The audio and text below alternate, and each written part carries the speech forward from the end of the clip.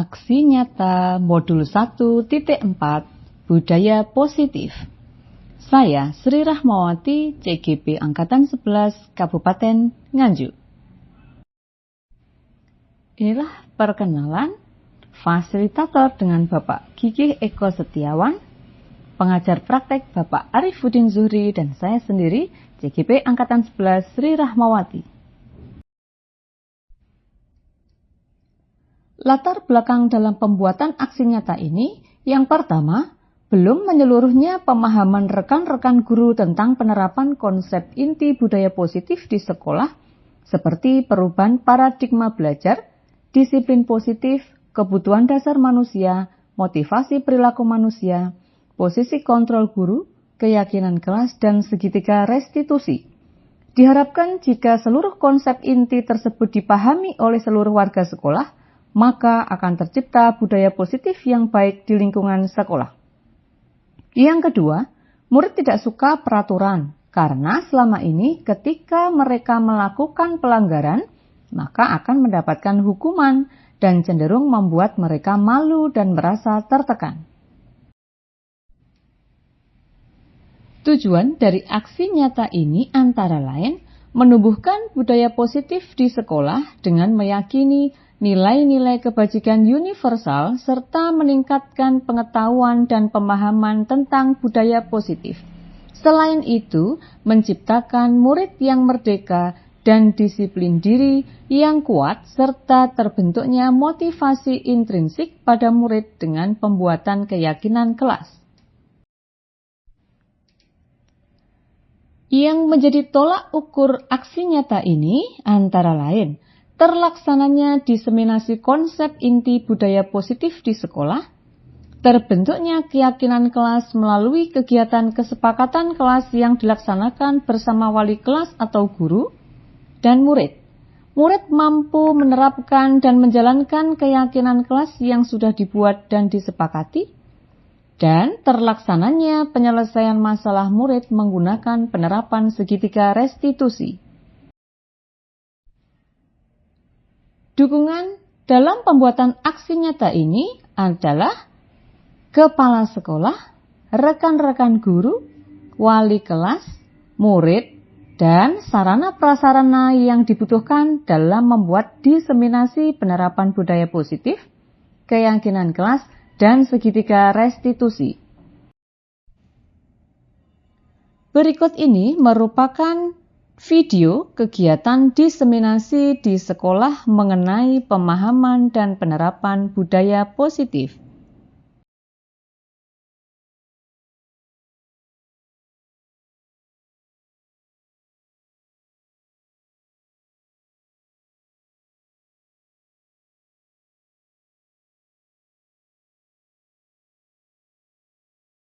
Assalamualaikum warahmatullahi wabarakatuh. Waalaikumsalam warahmatullahi wabarakatuh.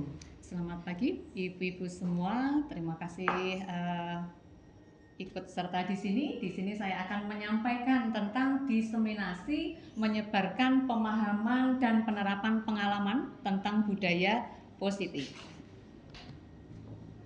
Nah, di sini kita komunitas belajar dari SD Negeri 2 Mendong. Saya Sri Rahmawati, CGP Angkatan 11 Kabupaten Nganjuk. Nah, pembelajaran dengan paradigma baru. Di sini sesuai dengan profil pelajar Pancasila ada beriman, bertakwa kepada Tuhan Yang Maha Esa dan berakhlak mulia, berkebinekaan global, bergotong royong, kreatif, bernalar kritis, dan mandiri. Nah, pembelajaran dengan paradigma baru merupakan pembelajaran yang dirancang berdasarkan prinsip pembelajaran berdiferensiasi sehingga para peserta didik belajar sesuai kebutuhannya berdasarkan tahap perkembangan sesuai teori psikologi modern untuk mewujudkan profil pelajar Pancasila sesuai dengan bagian yang ada di samping. Nah, konsep inti dari budaya positif yang pertama yaitu disiplin positif dan nilai kebajikan universal. Yang kedua, teori motivasi hukuman dan penghargaan dan restitusi. Yang ketiga tentang keyakinan kelas atau sekolah. Yang keempat kebutuhan dasar manusia. Yang kelima posisi kontrol restitusi, dan yang terakhir segitiga restitusi.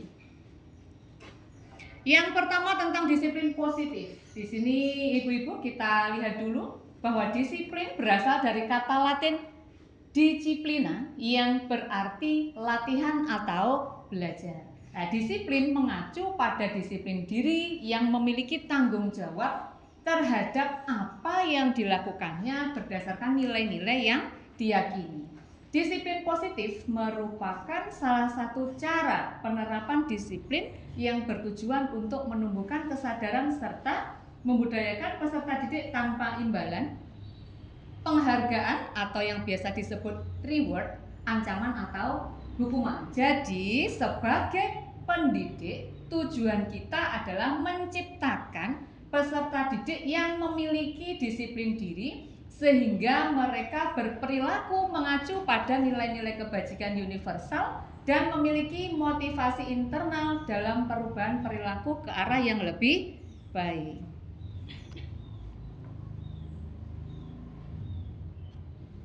Nah, di sini ada miskonsepsi tentang teori kontrol. Nah, yang pertama, ilusi guru mengontrol siswa.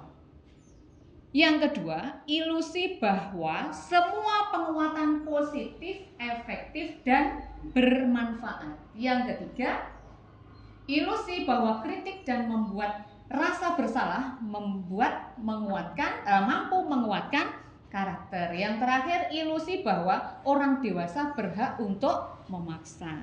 Nah, nanti kita lihat selanjutnya ya ibu-ibu. Nah, di sini cara kita mengubah paradigma stimulus respon tentang kedekatan teori kontrol yang tadi sesuai dengan miskonsepsi. Yang pertama, stimulus respon. Stimulus tadi tanggapan gitu ya. Yang pertama, realitas atau kebutuhan kita sama. Yang kedua, semua orang melihat hal yang sama. Yang ketiga, kita mencoba mengubah orang agar berpandangan sama dengan kita. Lalu yang keempat, perilaku buruk dilihat sebagai suatu kesalahan. Yang kelima, orang lain bisa mengontrol saya.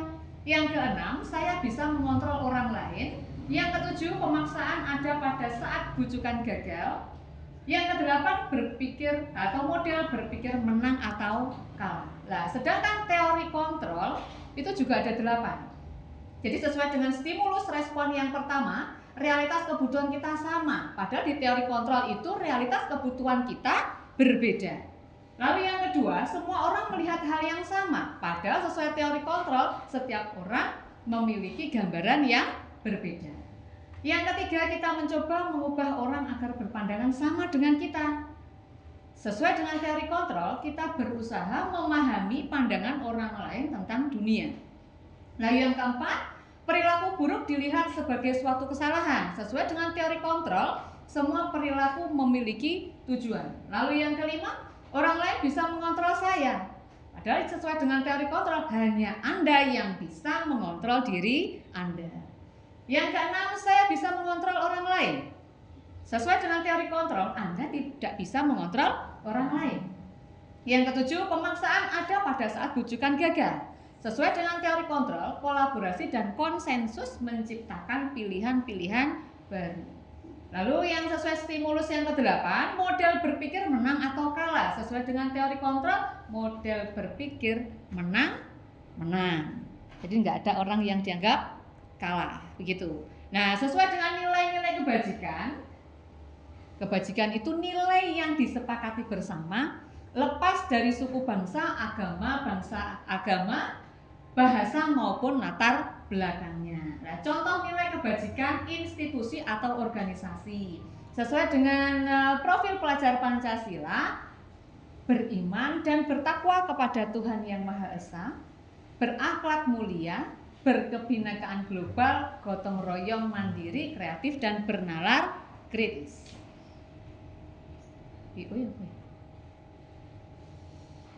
Oke,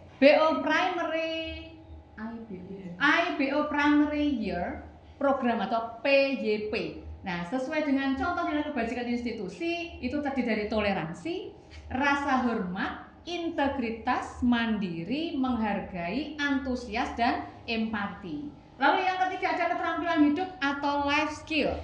Nah, sesuai dengan contoh kebajikan institusi atau organisasi yang ada di keterampilan hidup atau life skill antara lain dapat dipercaya, tulus hati, pendengar yang aktif, tidak merendahkan orang lain, dan memberikan yang terbaik dari diri. Jadi ketiga di sini antara profil pelajar Pancasila, PYP, lalu life skill itu berbeda.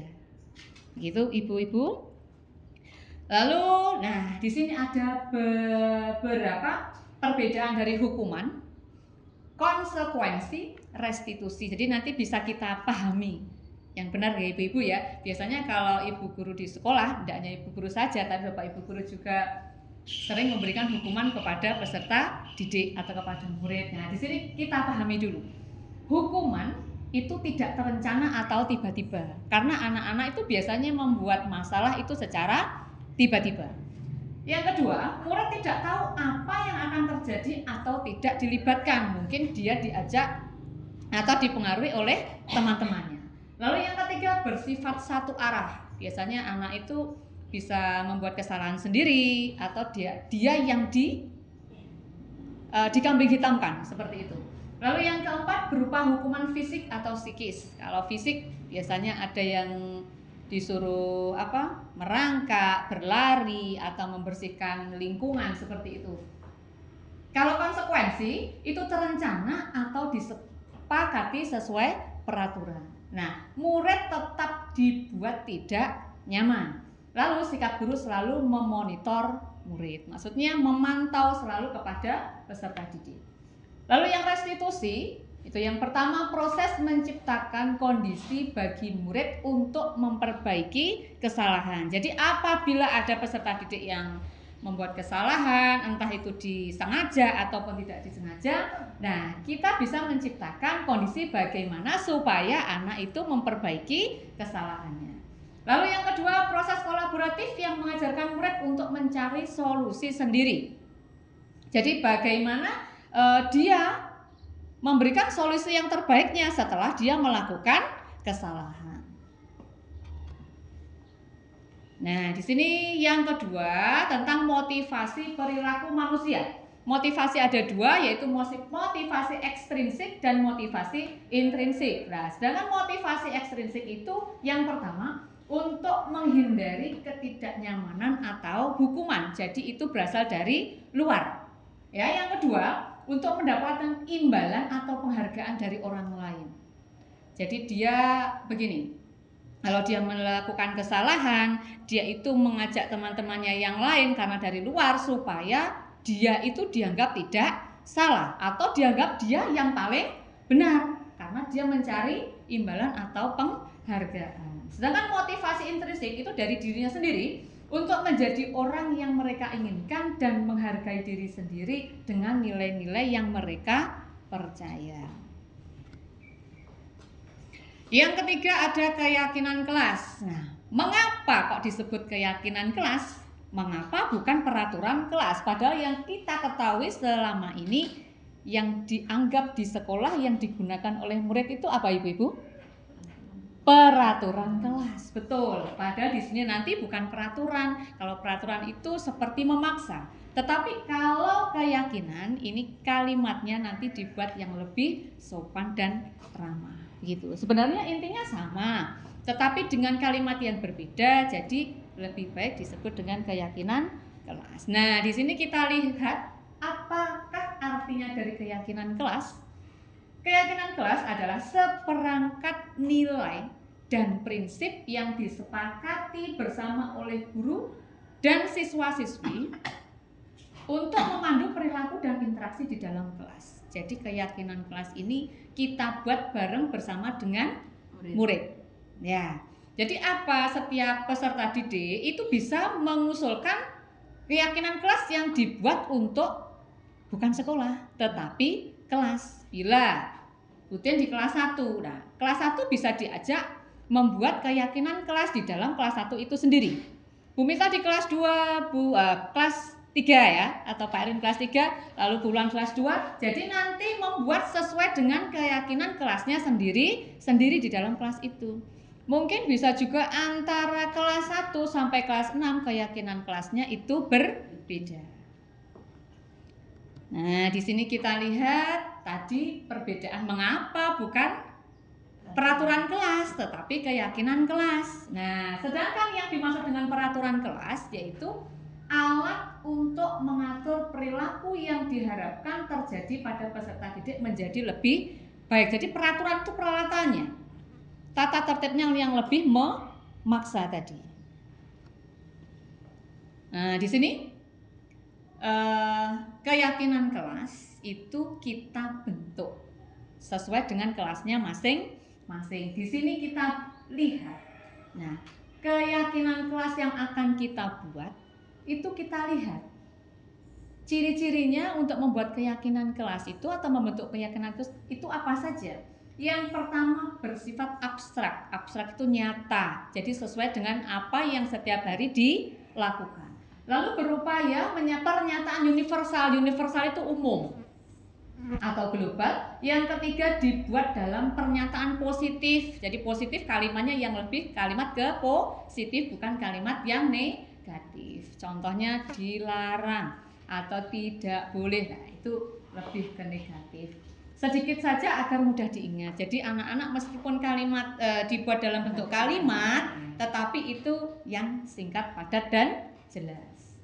Lalu yang keempat sesuai dengan kondisi kelas dan sekolah sehingga mudah diterapkan. Jadi seperti tadi antara kelas 1, kelas 2, 3, 4, 5, 6 itu disesuaikan dengan kondisi kelasnya masing-masing. Jadi nanti Bapak Ibu bisa membuat sendiri keyakinan kelasnya di setiap kelas. Yang terakhir, semua warga sekolah atau warga kelas dilibatkan saat membuat keyakinan kelas. Jadi seandainya anak-anak usul begini, kita tampung semua. Jadi kita tulis dulu di papan tulis apa saja.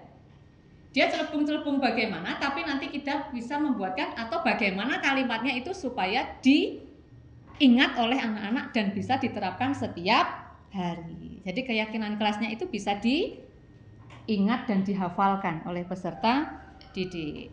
Nah, ini di kelas 5 ini kemarin sudah proses pembentukan keyakinan kelas. Seperti ini ibu-ibu ya. Kalimatnya yang pertama contohnya itu datang ke sekolah tepat waktu. Padahal itu biasanya tidak boleh datang terlambat. Nah, kalau itu seperti peraturan. Tapi kita di sini keyakinan kita ubah seperti ini. Kalimatnya lebih kalimat ke positif. Datang ke sekolah tepat waktu, bukan kalimat yang negatif. Memakai seragam dengan lengkap. Nah, ini berhubungan dengan disiplin waktu dengan disiplin tentang pakaian atau seragam. Lalu bekerja sama melaksanakan piket. Ini namanya juga kolaborasi sesuai tadi dengan profil pelajar Pancasila. Nah, yang ini berdiskusi secara kelompok dengan riang. Lalu yang kelima, aktif dan kreatif dalam presensi di depan kelas. Jadi nanti ibu-ibu ini keyakinan kelas 5. Ibu-ibu nanti bisa menerapkan apa yang sesuai dengan peserta didik. Bila peserta didik di kelas 1 itulah anak-anaknya lebih kecil, jadi bisa menyesuaikan Butin nggih. Jadi nanti seandainya Butin pengen membuat atau membentuk tentang keyakinan kelas biasa seperti ini. Memang kalau biasanya anak-anak itu supaya bagaimana anak-anak itu bisa mengingat tidak melupakan apa yang keyakinan kelas sudah dibuat. Keyakinan kelas membuat itu tidak harus banyak ibu-ibu nggih. Tetapi seandainya buat 3, yang penting sudah bisa diterapkan oleh anak-anak itu juga boleh. Begitu. Nah, di sini yang keempat kebutuhan dasar manusia. Kebutuhan dasar manusia adalah segala sesuatu yang kita lakukan untuk mendapatkan apa yang kita inginkan. Seluruh tindakan yang kita lakukan memiliki tujuan tertentu dan semua usaha terbaik yang kita lakukan adalah dalam rangka agar kebutuhan dasar kita terpenuhi dengan baik. Sebentar ibu-ibu, dari sini ada yang mungkin bisa ditanyakan? Bila mau bertanya? Sebelum kita jauh sampai ke yang terakhir. Masih pas? Nggih, monggo Butin. Itu loh antara peraturan kelas Nggih. sama apa tadi? Keyakinan kelas itu perbedaannya jelas. Jelas ya. Kalau untuk peraturan sifatnya memaksa. Betul. Terus kalau keyakinan kelas itu Lebih hal yang ke positif. Betul. Okay. Itu berarti kita harus membuat kalimat untuk apa tadi? Keyakinan kelas itu seefisien mungkin ya. Betul Ibu. Jadi supaya anak-anak itu merasa begini. Kalau memang di peraturan memaksa, kalimatnya dilarang, tidak boleh. Jadi kan seolah-olah anak itu kayak dipaksa begitu. Tapi kalau keyakinan kalimatnya lebih sopan, seperti mengajak. Ya, sebenarnya itu sama dengan memaksa, tapi lebih ke arah yang lebih sopan. Jadi mengajak, gitu. Memang betul-betul. Iya. Begitu. Terima kasih. Sami-sami, terima kasih Butin. Iya. Selanjutnya ibu-ibu yang lain. Iya, Bu Wulan monggo. Dalam pertumbuhan budaya positif pada Yeah. anak, misalnya dalam anak-anak pelaksanaan keyakinan kelas yang Yeah. sudah dibuat dan disepakati, Betul. itu tentunya pelaksanaannya itu tidak sama karena kesadaran siswa akan keyakinan kelas yang terapkan Buat. itu juga tidak sama. Yeah. Apakah di sini kita sebagai pengajar tetap bisa memberikan seperti reward meskipun itu hanya berupa kata-kata lisan, bagus sekali, pintar, atau dalam bentuk tindakan seperti memberikan bintang atau applause pada anak yang seperti itu bagaimana Bu? Begini Ibu, untuk memberikan bintang atau reward itu hal yang baik sekali. Karena supaya anak itu tetap bisa menerapkan apa yang keyakinan kelas sudah dibuat. Nah, tapi nanti reward itu penghargaan, tapi dalam hal yang positif ya ibu-ibu ya. Jadi semoga apa anak-anak yang lain, siswa yang lain seandainya melakukan kesalahan, nanti keyakinan kelas apa yang sudah dibuat dia juga harus tetap menerapkan. Jadi bisa juga reward atau hanya pujian ya, begitu ya Ibu ya. Nah itu bisa diberikan ke anak supaya anak lain itu lebih bisa menerapkan, memberikan motivasi teman yang lain untuk menerapkan keyakinan kelas yang sudah dibuat. Mungkin terbiasa anak itu lupa dengan keyakinan kelas apa yang sudah dibuat. Terima kasih Bu Wulan atas pertanyaannya. Ada yang lain? Sudah cukup? Oke, saya lanjutkan nggih. Nah, di sini sesuai dengan kebutuhan dasar, tadi ada 5 kebutuhan dasar manusia. Yang pertama bertahan hidup. Kalau bertahan hidup, kita pasti membutuhkan kebutuhan pokok. Yang pertama tentang makanan, pakaian, tempat tinggal, keamanan dan kesehatan. Yang kedua kasih sayang dan rasa diterima. Rasa diterima itu entah dari keluarga, dari teman ataupun dari masyarakat. Nah, di sini yang termasuk kasih sayang dan rasa diterima, ada rasa diterima, dipedulikan, berbagi, kerjasama, menjadi bagian dari kelompok. Yang ketiga tentang penguasaan. Nah, di sini kita bisa harga diri, keinginan untuk dianggap, memimpin, berprestasi dan diakui dan didengar. Jadi pasti banyak orang yang membutuhkan untuk dianggap dan diakui oleh semua orang. Lalu kebebasan terdiri dari mandiri, memiliki pilihan, mencoba hal baru, tidak terlalu terpengaruh dengan orang lain. Lalu kesenangan. Nah, kesenangan di sini ada bermain, humor, antusiasme dan tertawa. Karena kalau kesenangan itu macam-macamnya banyak. Apalagi ini berhubungan dengan peserta didik. Pasti anak-anak pengen apa ibu-ibu? Bermain, itu yang terutama begitu. Kalau humor, jadi tidak sampai dibuat marah gitu. Kita lanjut nggih, Bapak Ibu. Di sini yang keenam ada posisi kontrol guru. Nah, biasanya posisi kontrol guru yang pertama itu penghukum. Bila anak membuat kesalahan. Lalu bisa juga guru itu dianggap sebagai teman oleh murid. Yang ketiga ada pembuat merasa bersalah. Nanti kita melihat masalahnya anak apa, ada yang mengatakan bahwa guru itu pembuat merasa bersalah. Lalu yang keempat, pemantau. Kalau pemantau itu bisa juga karena kita dititipi anak-anak di sekolah itu oleh orang tuanya masing-masing. Jadi kita sekaligus memantau bagaimana karakter atau perilakunya siswa itu.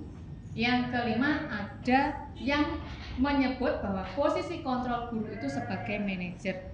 Jadi manajer di sini kita sebagai pemimpin, tetapi pemimpinnya nanti yang bersifat positif.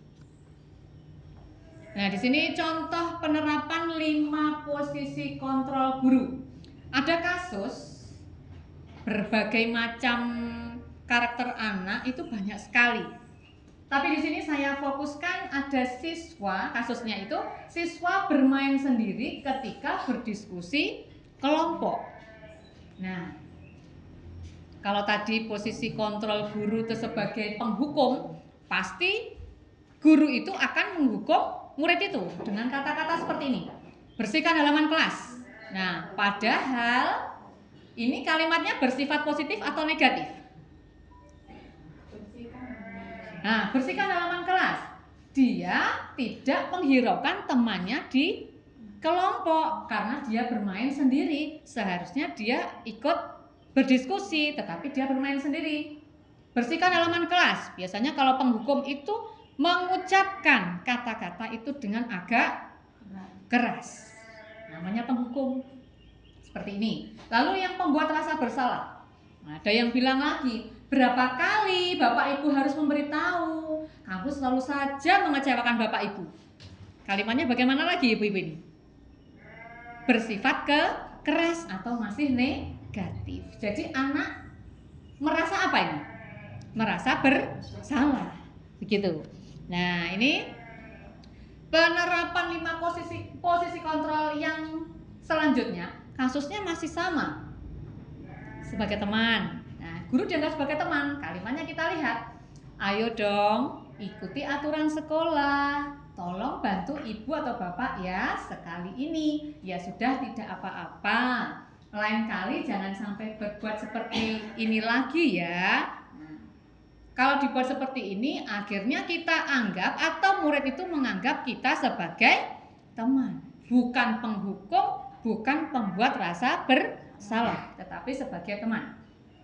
Lalu sebagai pemantau, contoh kalimatnya, kamu sudah melanggar peraturan sekolah, kamu tahu konsekuensinya. Setelah ini kamu jangan mengulang lagi. Nah, ini kalimat seperti pemantau. Yang kelima, di sini penerapan 5 posisi kontrol sebagai manajer atau pemimpin tadi. Apakah kamu tahu kesalahanmu? Kira-kira bagaimana kamu memperbaiki kesalahanmu? Nah, kalimatnya seperti itu. Jadi dari kelima posisi kontrol guru ini tadi, ada yang penghukum, ada pembuat rasa bersalah, ada teman, menjadi teman, dan ada pemantau. Lalu yang terakhir sebagai manajer. Kira-kira dari Bapak Ibu semua, yang perlu kita terapkan kalau posisi kontrol ini kita gunakan semua, yang paling kita utamakan yang mana? Manajer. Oke, betul. Kita sebagai manajer. Nah, nanti bisa kita terapkan. Jadi kalau kita sebagai penghukum, anak-anak pasti hasilnya bagaimana ibu-ibu? Takut. Apalagi pembuat rasa bersalah. Sebagai teman boleh saja. Tetapi kalau kita sebagai teman, ya jangan terlalu dekatnya terlalu begitu. Jadi kalau kita sebagai teman itu bisa, tetapi kita melihat masalahnya bagaimana. Begitu. Kalau sebagai pemantau itu pasti, tapi dengan yang lebih kita utamakan, yaitu kita sebagai manajer atau pemimpin. Begitu. Ada yang tanyakan? Monggo yang pengen bertanya? Masih pas? Lanjut ya. Oke, nah kayaknya kok tegang ya. Nah, sebelum kita takut sama siapa? Sama guru. Kita anggap teman ya Bu ya. Iya. Nah di sini ice breaking dulu. Saya beri contoh dulu atau ibu-ibu sudah bisa? Jadi contohin toh Oke. Bu, tertawa buka mulut itu gimana? Ibu-ibu mungkin bisa berdiri sejenak ya. Kok sejenak? Kita lakukan ice breaking dengan berdiri saja supaya ibu-ibu lebih rileks, tidak tegang. Enggak, di sekitar sini atau di depan sini atau di Keluar bangku enggak? ya di keluar bangku sini juga boleh. Kita enggak Pak, nyasar Pak. Duduk pomorene, pomorene. Jadi ben ketok kabeh di depan sini bisa asalkan tetap atau kalau sudah bisa ya enggak usah melihat ini. Di sini. Oke.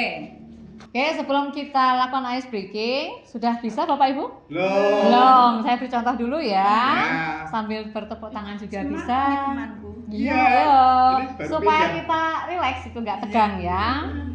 Buka mulut, tertawa 3 kali. Hahaha, buka mulut, tertawa 2 kali. Haha, buka mulut, tertawa 1 kali. Ha, buka mulut, tertawa tanpa suara. Nah, bisa Ibu-ibu? Bisa. Oke, coba kita lakukan ya. Sambil jalan. Nggak usah di tempat aja tapi sambil bertepuk tangan. Relax saja ibu-ibu, nggak usah tegang, nggak bakal dihukum. Ada aja yang mata satu-satu. Iya. Yang paling kan. Oke, terima kasih Pak Erwin. Oke, 1, 2, 3. Buka mulut, tertawa 3 kali. Hahaha, buka mulut, tertawa 2 kali. Haha, buka mulut, tertawa 1 kali. Ha, buka mulut, tertawa tanpa suara. Nah, 1 kali lagi. Oke, 1 kali lagi ya, supaya kita lebih rileks lagi.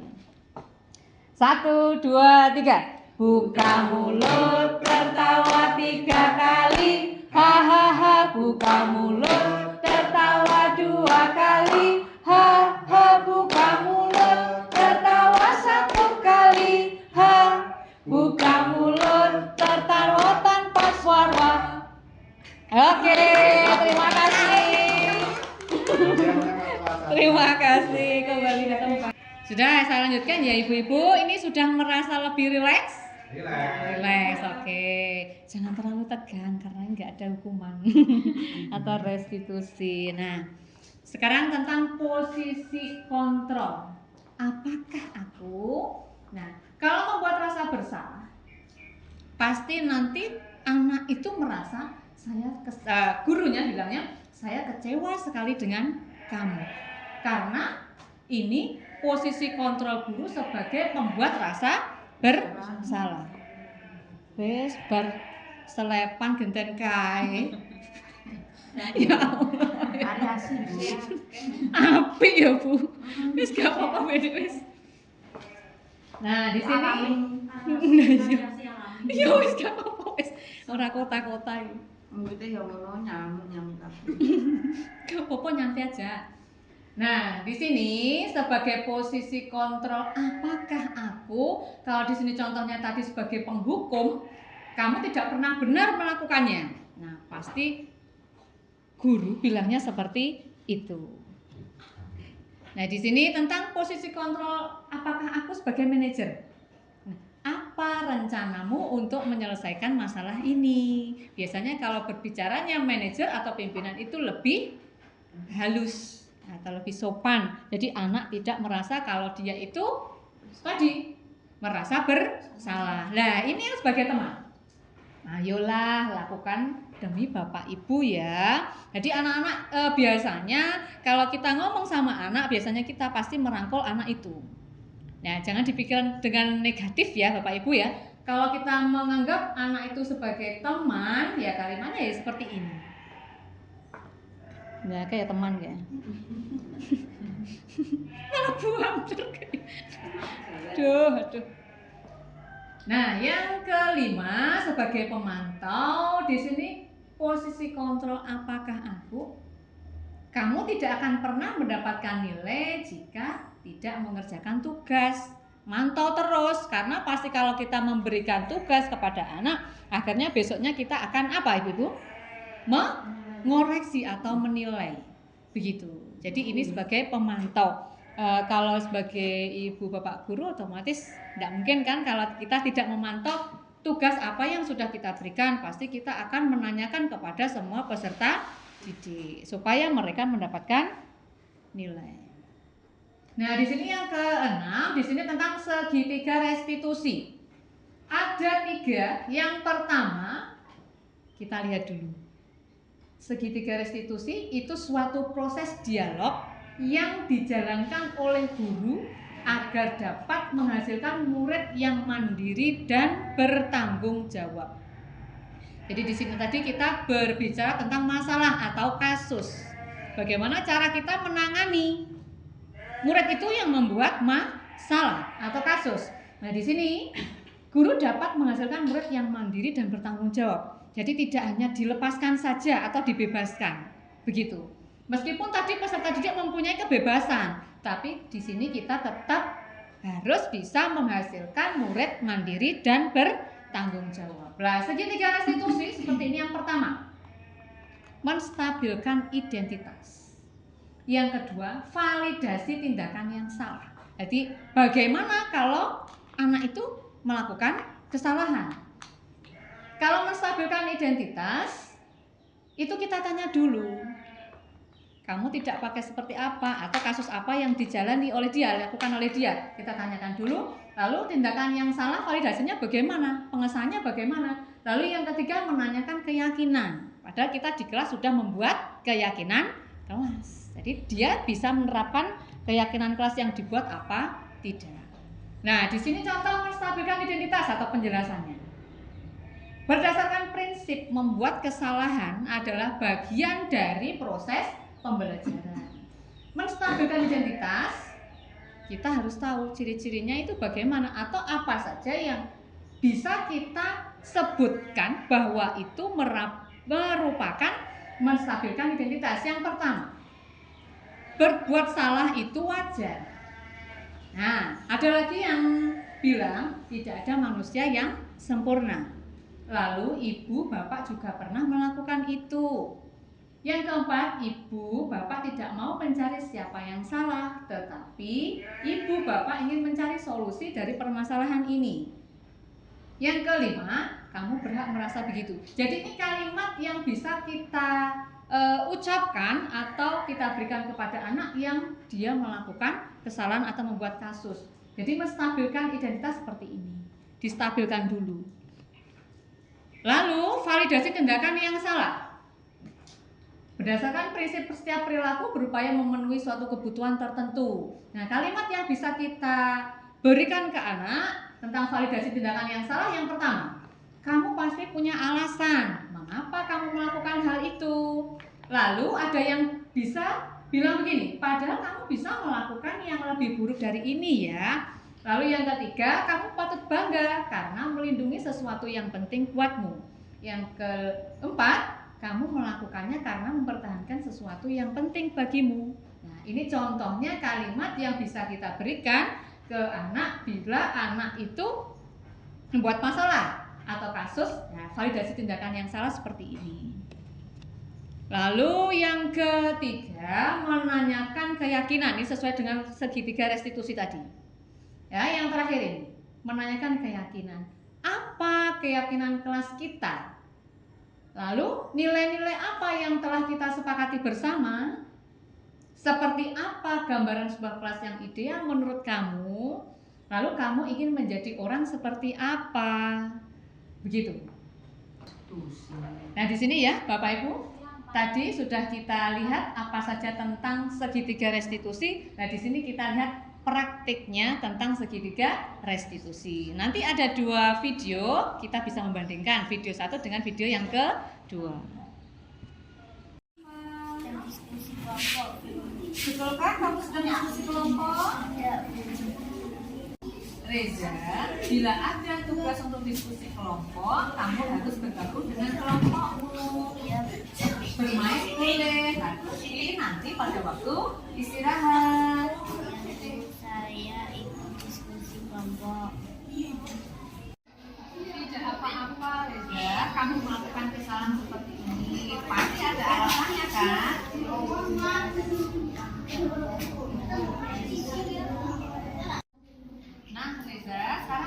melakukan mainanmu dan itu diskusi kelompok. Kamu tahu kan keyakinan kelas yang telah kita buat? Silakan dimasukkan ke dalam tas. Keyakinan kelas apa yang telah dibuat? Aktif dalam diskusi kelompok. Nah, Reza sekarang paham kan? Paham Bu. Baiklah, sekarang ikutlah berdiskusi dengan kelompokmu. Nah, ini video yang pertama. Sekarang saya tampilkan lagi video yang kedua. Masih sama, praktik segitiga restitusi. Yang tidak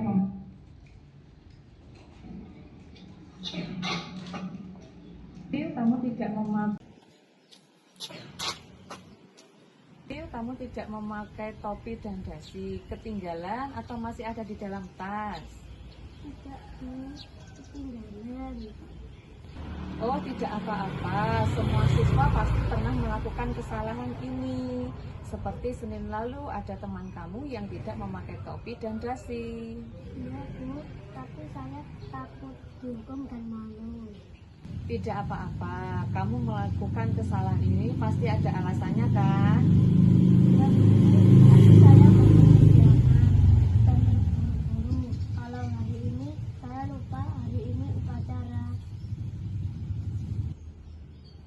Nah, Fadil, sudah bagus, tidak terlambat sekolah, tetapi cuma ketinggalan topi dan dasi. Tadi pagi sudah tepat, siap-siap berangkat ke sekolah.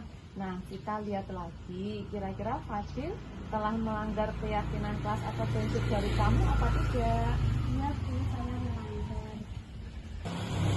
Keyakinan kelas apa yang sudah kamu langgar? Saya tidak disiplin waktu. Kira-kira disiplin waktu itu penting apa tidak untuk kamu? Penting Bu. Bu, saya akan menyiapkan atribut dengan lengkap dan tidak bangun terlambat siang lagi. Supaya apa? Bangun lebih pagi. Kalau kamu sudah memperbaikinya, kamu akan menjadi orang seperti apa? Menjadi orang yang disiplin dan mandiri Bu. Baiklah, Fadil, sekarang kamu siap-siap masuk ke barisan dan mengikuti upacara. Baik Bu, terima kasih. Ya. Nah, sudah kita perhatikan semua ya, Bapak Ibu. Di sini kita bisa melihat kasus video yang pertama tadi, kasusnya tentang apa, Ibu? Iya, waktu diskusi kelompok. Ini berarti dia melakukan kesalahan apa? Pasif. Atau di situ tadi? Iya, membawa mainan. Padahal kalau kita lihat di sini, keyakinan kelas yang telah dibuat dari kelas 5 itu seperti ini. Nah, di sini kita lihat keyakinan kelas yang telah dibuat oleh kelas 5 itu yang paling bawah, aktif dan kreatif dalam berdiskusi. Yang keempat ya, berdiskusi secara kelompok dengan riang. Tetapi dia melakukan kesalahan, yaitu bermain sendiri. Dia tidak ikut aktif dalam berkelompok. Padahal, tetapi dia sadar Ibu-ibu tentang yang ditanyakan oleh ibu gurunya. Dia sudah melanggar keyakinan kelasnya apa tidak? Kira-kira Reza tadi yang bermain sendiri berarti dia sudah melanggar keyakinan kelas yang dibuat. Nah, akhirnya ibu gurunya memberikan saran kepada Reza supaya dia mengingat apa keyakinan kelas yang telah dibuat. Sedangkan video yang kedua tentang apa Ibu-ibu tadi? Kedisiplinan memakai seragam. Iya, kedisiplinan memakai seragam. Nah, keyakinan kelas yang telah dibuat oleh kelas 5 ini tadi juga sama.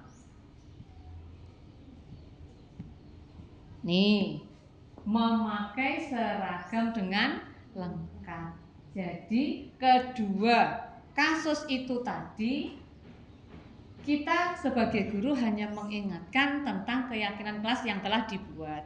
Jadi kita sebagai guru ada posisi kontrol guru kemarin, ada penghukum, ada teman, ada pembuat rasa bersalah, ada manajer. Jadi kita menerapkan posisi kontrol itu sebagai manajer.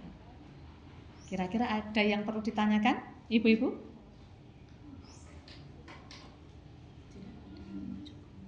Cukup?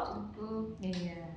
Nah, sampai di sini sudah kita saksikan semua tentang budaya positif. Nah, apa saja tadi ada tentang posisi kontrol guru, ada segitiga restitusi, dan kesimpulannya di sini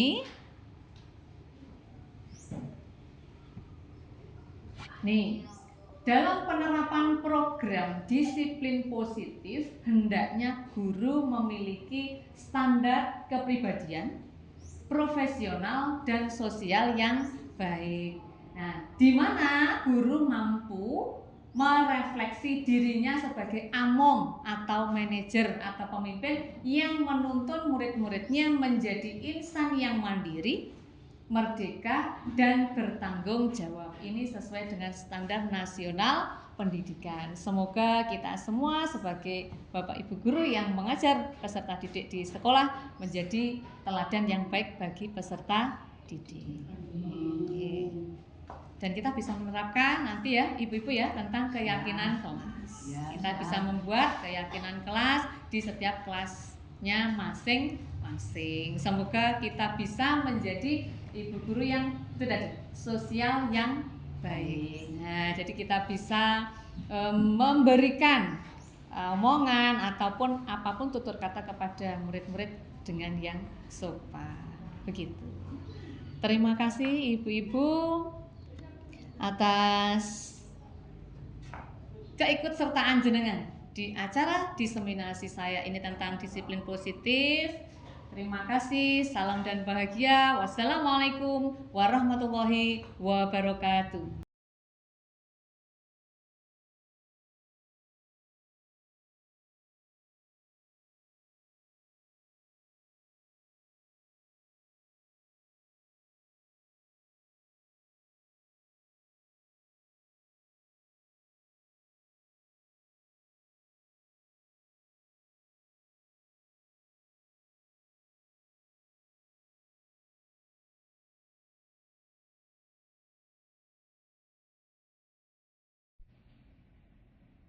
Berikut ini merupakan video kegiatan diseminasi penerapan pemahaman pada murid dan pembentukan keyakinan kelas. Assalamualaikum warahmatullahi wabarakatuh. Waalaikumsalam warahmatullahi wabarakatuh. Bagaimana kabar kalian hari ini?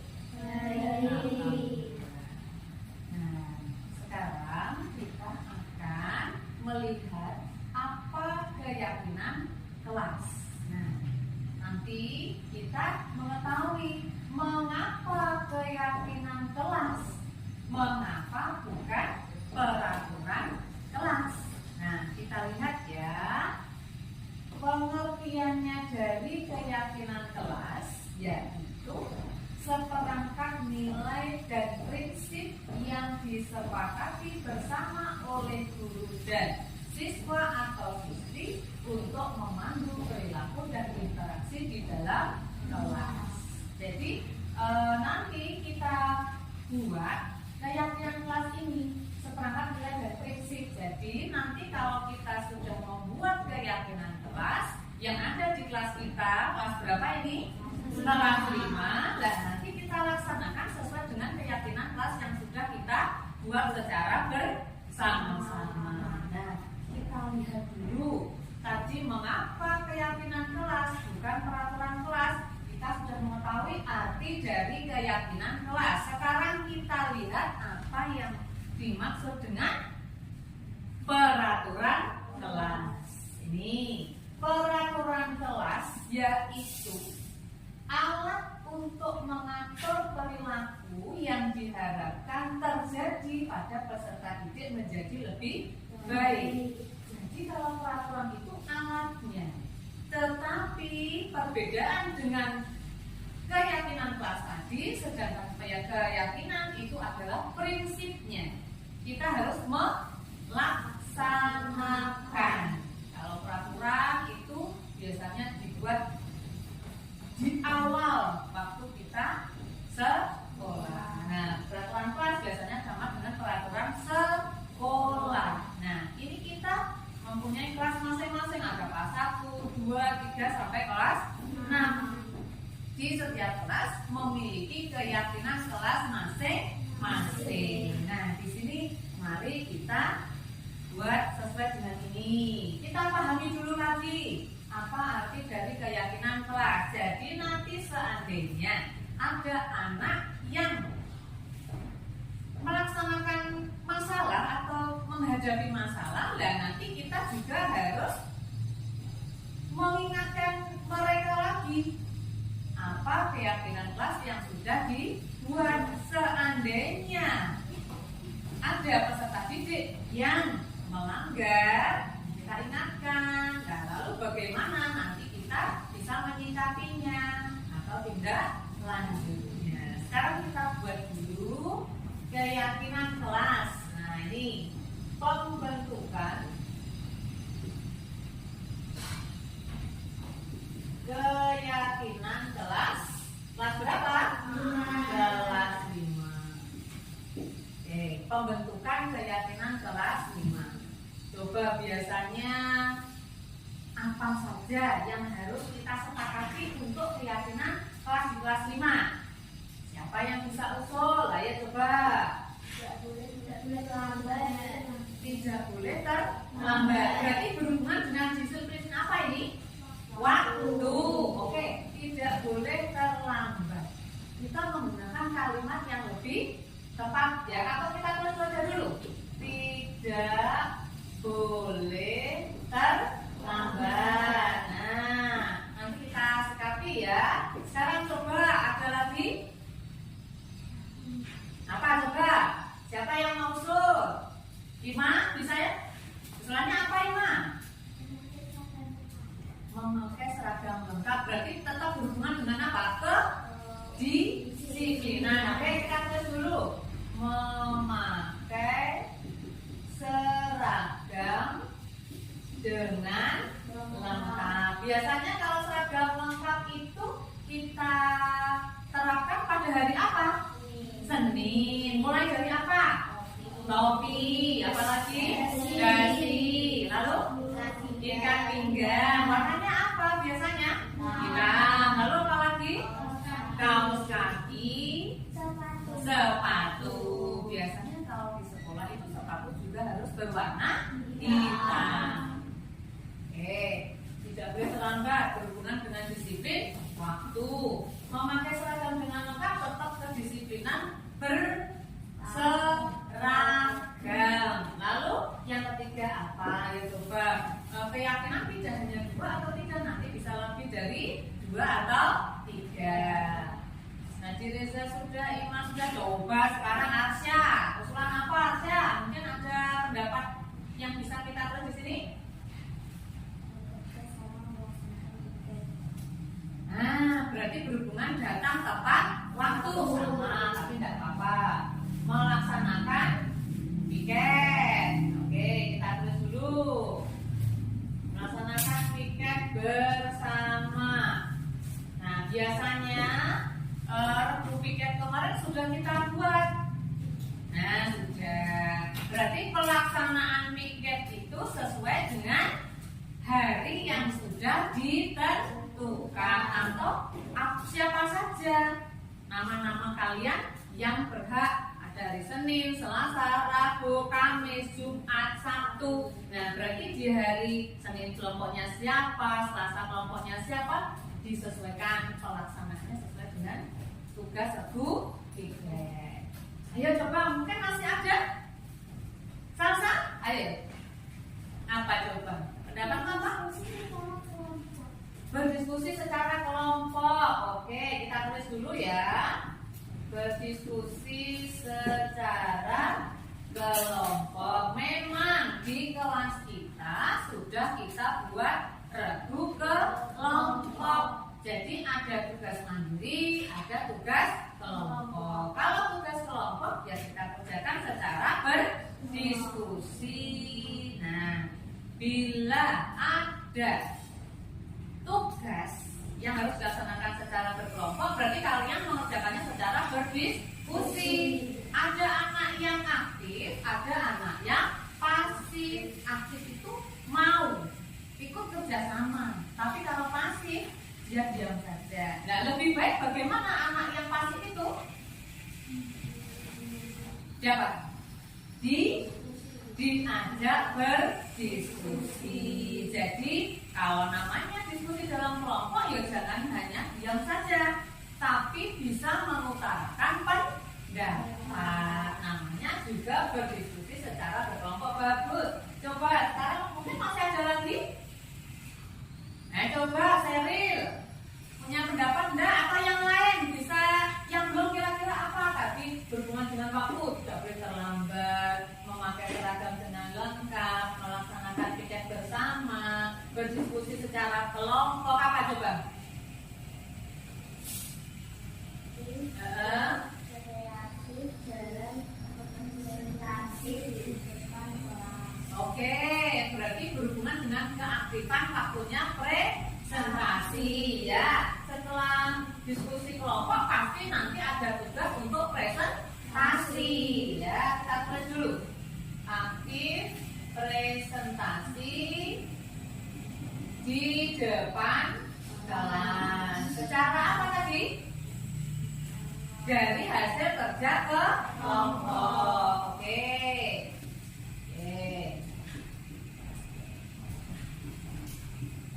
Kira-kira masih ada? Atau ini sudah cukup? Sudah. Kita lihat satu persatu kalimatnya lagi, nanti bisa kita ubah dengan kalimat yang lebih mudah diingat dan mudah dipahami, apalagi lebih mudah diterapkan. Jadi seandainya ada anak yang melanggar keyakinan kelas, ya kita ingatkan. Ayo, kelas apa yang dulu sudah kita buat, gitu, ya. Ayo kita buat kalimatnya dengan lebih mudah diingat, ya. Tidak boleh terlambat. Kita jangan menggunakan kata tidak boleh. Lebih baik bagaimana itu? Oke, kita ubah ya. Datang ke sekolah tepat waktu. Betul.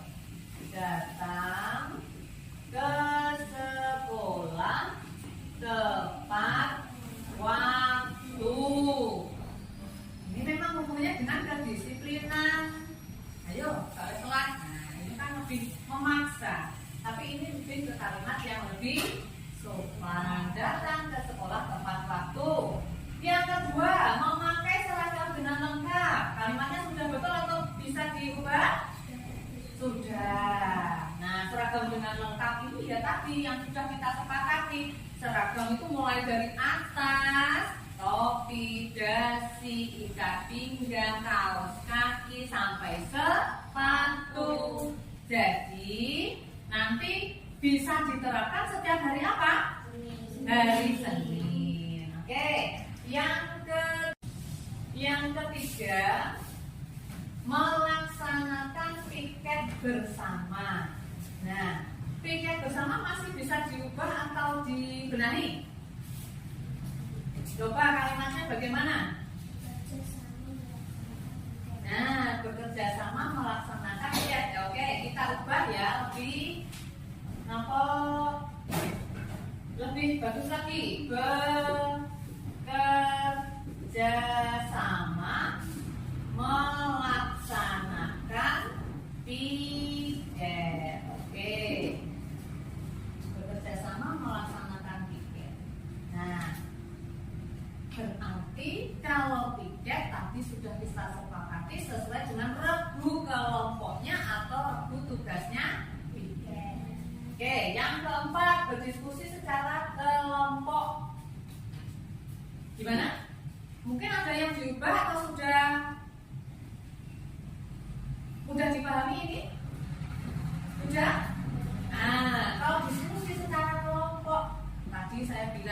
ada yang aktif, ada yang pasif, supaya kita kelihatan semua dalam satu kelompok aktif semua, ditambah dengan kata apa kira-kira?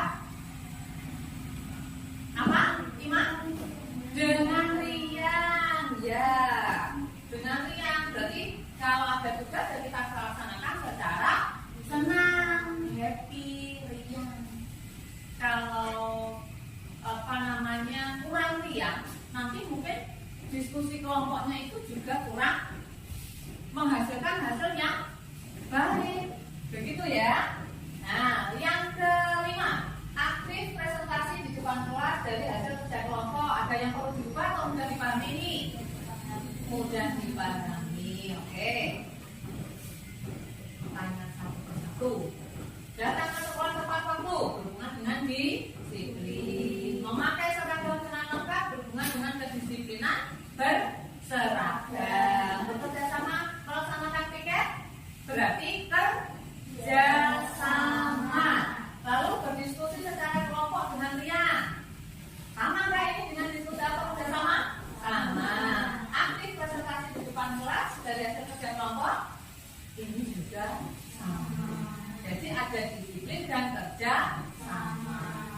Nah, ini sudah. Dan sudah, inilah tadi keyakinan kelas 5 yang sudah kita buat dan sudah kita sepakati. Jadi keyakinan kelas ini ada 5. Dan kita harus mengingat dan bagaimana menyikapinya supaya tidak melaksanakan pelanggaran. Jadi apabila ada salah satu anak yang melaksanakan pelanggaran sesuai dengan keyakinan kelas, kita ingat dan kita apa? Kita mengingatkan begitu supaya bagaimana atau apa saja keyakinan kelas dulu yang sudah kita buat. Nah, makanya ini nanti keyakinan kelas atau pembentukan keyakinan kelas 5 ini ada 5. Nanti kita cetak, kita tempelkan di dinding supaya semua anak itu bisa mengingat dan tidak melanggar dan bisa menerapkan di dalam kelas. Kita ingat satu lagi ya, datang ke sekolah tepat waktu. Ini berhubungan dengan disiplin waktu. Memakai seragam dengan lengkap berhubungan dengan disiplin apa? Berseragam atau berpakaian. Bekerja sama melaksanakan piket, kerja sama. Berdiskusi secara kelompok dengan riang. Nah, ini dikerja sama. Aktif presentasi di depan kelas dari hasil kerja kelompok. Nanti kita tempelkan di situ.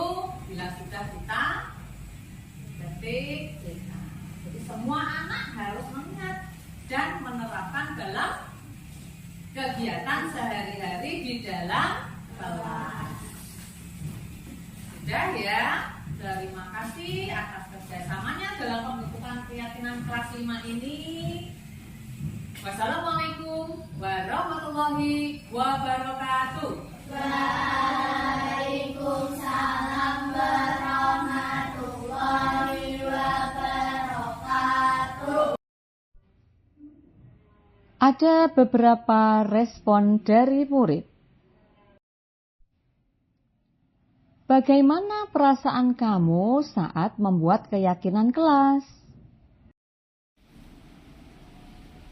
Menyenangkan. Menyenangkan. Menyenangkan. Apakah menurut kamu pembuatan keyakinan kelas penting dilakukan? Sangat penting. Sangat penting. Sangat penting. Sangat penting. Menurut kamu, mengapa pembuatan kelas sangat penting dilakukan? Menumbuhkan rasa tanggung jawab. Dapat menciptakan kedisiplinan. Menumbuhkan rasa tanggung jawab. Dapat menciptakan kedisiplinan. Menumbuhkan rasa tanggung jawab. Dapat menciptakan kedisiplinan. Menumbuhkan rasa tanggung jawab. Berikut Refleksi dari pembuatan aksi nyata ini. Pelaksanaan diseminasi penyebaran penerapan pemahaman budaya positif kepada rekan guru saya laksanakan pada hari Kamis, tanggal 22 Agustus 2024, bertempat di SD Negeri 2 Bandung, Kecamatan Prambon, Kabupaten Nganjuk. Refleksi berikutnya, pembuatan keyakinan kelas bersama murid kelas 5 saya laksanakan pada hari Senin, tanggal 19 Agustus tahun 2024. Murid sangat antusias dalam membuat keyakinan kelas. Refleksi berikutnya yaitu perasaan saya setelah melaksanakan aksi nyata ini, saya menjadi sangat bersemangat dalam melakukan perubahan ke arah yang lebih baik, terutama dalam menerapkan konsep inti budaya positif di sekolah. Berikut ini rencana perbaikan yang akan saya lakukan. Yang pertama, selalu melakukan evaluasi secara berkala. Kedua, terus meningkatkan koordinasi dengan semua pihak di lingkungan sekolah. Ketiga, terus meningkatkan ilmu pengetahuan dan pengalaman terkait budaya positif. Yang keempat, berupaya meminimalisir kekurangan-kekurangan yang ada.